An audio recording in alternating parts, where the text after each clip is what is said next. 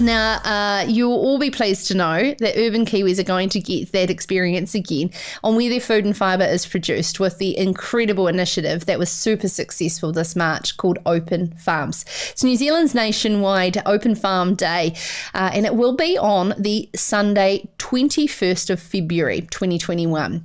Into its second year, the Grassroots Initiative supports farmers to host these open days for urban Kiwis. The first event ever saw 3,500 people visit 45 farms across the country. This is off the back of the successful initiative in the UK, ranging from high country sheep stations to permaculture orchards, dairy farms, and even an indoor microgreens producer in central Wellington. And of course, the project founder Daniel Ebb joins us now. Daniel, I mean, we talked about it post the event, about its great success, but in a year that has been with COVID-19, bringing a connection like no other to how food is produced and the importance of farming on our community, it must be just so rewarding, the snowball effect of connection. It is, Sarah, and kia ora. Yeah, I mean, what a year it's been. I mean, I think we've heard enough about that, but you're right. It's almost forced people to build a different relationship with their food. So I think Open Farms coming in February is basically coming at the right time, because it's one thing to see your supermarket shelf maybe not stock the items that you're normally used to seeing, but that's kind of like a handbrake on this sort of what could be quite a weird relationship with food and farming. It's not something that's a relationship between you and the supermarket. It's a relationship between you and a farmer. So we finally pulled the handbrake. Now we're going to put the car in a different direction and get people back on farm. For those who have just joined us in Sarah's Country's journey and haven't heard that interview from earlier in March, can you just explain around what happens on an open farm day? Sure. It is a very, very simple concept. I mean, open farm days aren't new. We haven't created anything that's particularly different. What we've just tried to do is streamline the process. And so what we mean by that is we've made it as easy as possible for farmers to host an open day. So we've gone ahead and answered all the questions that they might have. So what about health and safety? What do I tell my insurance company?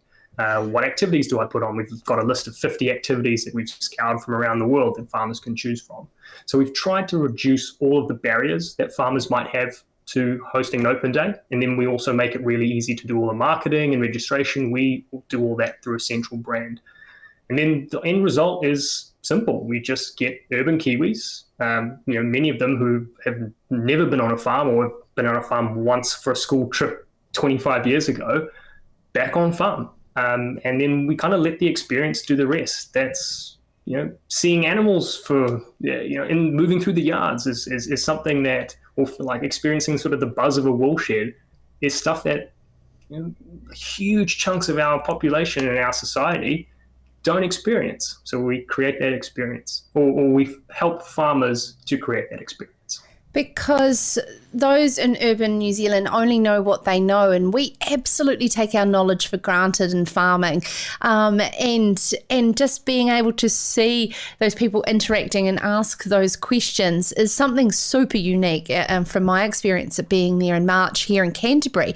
Daniel, but one thing that really struck me was the level of intelligent questions that people were asking to the farmers. The people that turned up certainly really had a very strong base knowledge. Do you think we underestimate urban New Zealand? I think we do. I work in marketing, and the worst thing that your brand or organization can be is irrelevant. It's hard to sell shoes or smartphones, or maybe not smartphones. It's incredibly relevant, but it's hard to sell anything.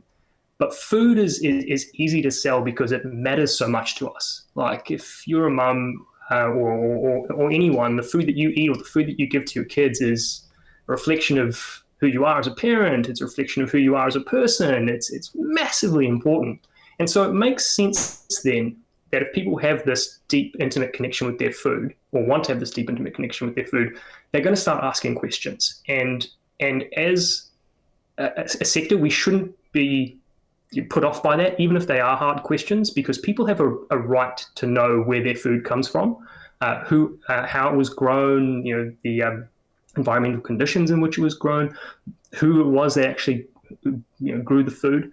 And so I think what we're trying to do with open farms is give people an avenue to build on that inquisitiveness and curiosity in a way that's really constructive, because we know there's so much information out there, some misinformation out there as well about food and farming. There's only really one place to learn the truth, and that's at the source.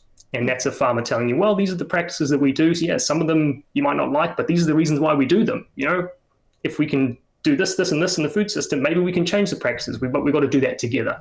And so I've been labeled relentlessly positive, but I think that's kind of the way we got to go. We've got to go at this together. And so we try and build a platform to do that. Daniel, absolutely own it. I get exactly the same thing. Too open-minded and too optimistic.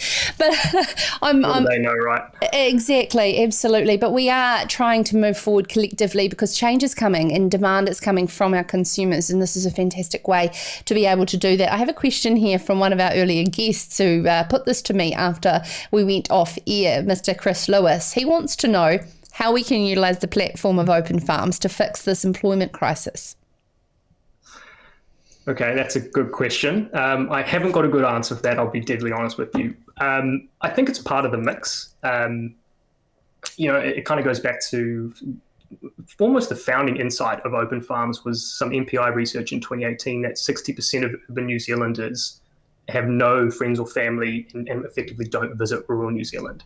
So that's a huge barrier. If the goal is on one end to bring people back into our food and farming story and fix an employment issue, the initial barrier is they're not even going there. They don't even have it as part of their yearly routine.